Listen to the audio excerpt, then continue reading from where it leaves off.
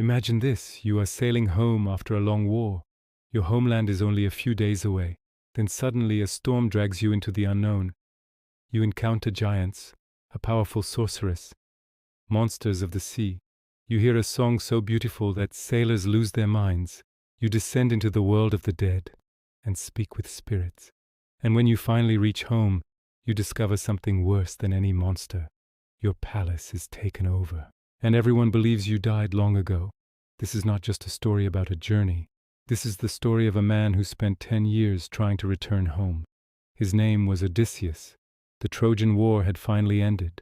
The great city had fallen, heroes gained their glory, and the Greek ships began their journey back across the sea.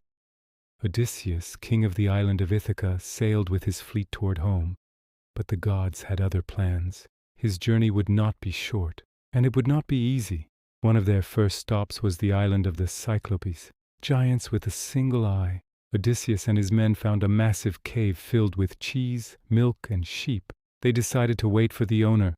That decision nearly cost them everything. At night, the giant returned. His name was Polyphemus, a cyclops and the son of the sea god Poseidon.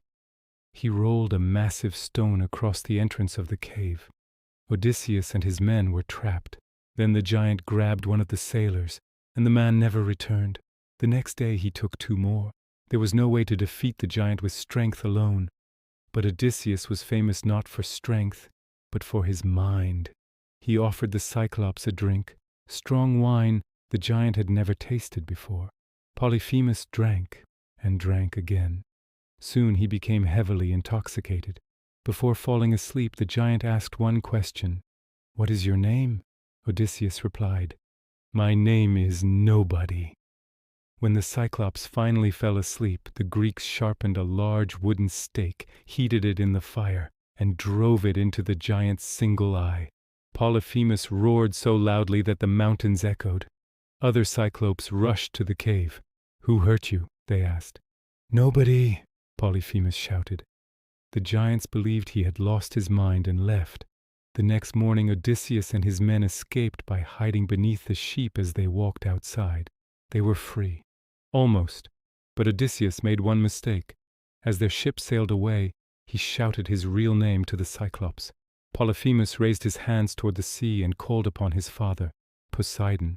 From that moment on, the god of the sea swore that Odysseus would suffer a long and difficult journey home.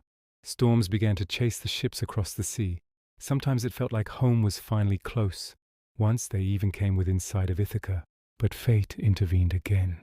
The god of winds, Aeolus, gave Odysseus a special gift, a bag containing all the winds of the world, except for the one that would carry them safely home. Their ships were already approaching Ithaca. But while Odysseus slept, his crew became curious. They believed the bag contained treasure, so they opened it. At once the winds burst free.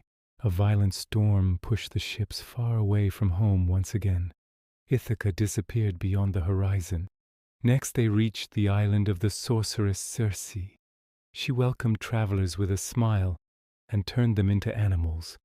Many of Odysseus's men were transformed into pigs. But the god Hermes gave Odysseus a magical herb that protected him from her spells. Odysseus confronted the sorceress and forced her to restore his men. They remained on her island for an entire year. Until one day Circe told him something unexpected. If he truly wanted to return home, he would first need to travel somewhere no living person wished to go. The underworld. Odysseus journeyed to the land of the dead. There he saw the spirits of fallen warriors, old companions, forgotten heroes. He even met the spirit of his own mother who had passed away while waiting for his return. But the most important meeting was with the prophet Tiresias. The seer warned him that many dangers still lay ahead. One of them was the island of the Sirens.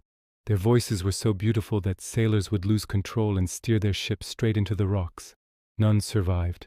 Odysseus wanted to hear their song, but he also wanted to live. So he ordered his crew to fill their ears with wax, and he had them tie him tightly to the mast of the ship. As they sailed past the island, the sirens began to sing.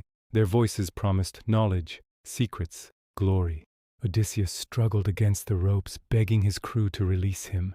But they only tightened the ropes, and the ship sailed safely past the deadly shore. But two more monsters waited ahead, Scylla and Charybdis. On one side of the narrow passage was a massive whirlpool capable of swallowing an entire ship. On the other side lurked Scylla, a creature with many heads that snatched sailors straight from the deck. Avoiding both was impossible. Odysseus chose the lesser danger. The ship passed close to Scylla. The monster dragged several sailors away, but the ship survived. The final mistake happened on the island of Helios, the sun god. Sacred cattle grazed there. Odysseus strictly warned his crew never to harm them. But when food ran out and hunger grew stronger, the sailors broke the rule. The gods did not forgive this. As their ship returned to the sea, Zeus struck it with a thunderbolt. The vessel shattered. Only Odysseus survived. The waves carried him to the island of the nymph Calypso. She fell in love with him and offered him something extraordinary, immortality, a life that would never end. But Odysseus refused. There was only one thing he wanted: to go home. Years later, the gods finally ordered Calypso to let him leave. After yet another storm and another desperate journey across the sea, Odysseus finally reached Ithaca. But home had changed. Everyone believed he had died long ago. Dozens of powerful men had taken over his palace, trying to convince his wife Penelope to choose a new husband. They ate his food, spent his wealth, and laughed at the memory of the lost king. So Odysseus returned in secret, disguised as a beggar. He walked into his own palace as if he were a stranger. Penelope announced a final challenge. She declared that she would marry the man who could string Odysseus's bow and shoot an arrow through a line of rings. One by one the suitors tried. None of them could even bend the bow. Then the beggar stepped forward. He lifted the bow easily, strung it, and fired the arrow straight through the rings. In that moment, everyone understood. Odysseus had returned. Odysseus and his son Telemachus reclaimed the palace. After 20 long years of wandering, the king of Ithaca finally returned home to his family, his kingdom, and his life. The story of Odysseus has survived for thousands of years because it is not only about monsters and gods, it is about the longest journey a person can take, the journey back home.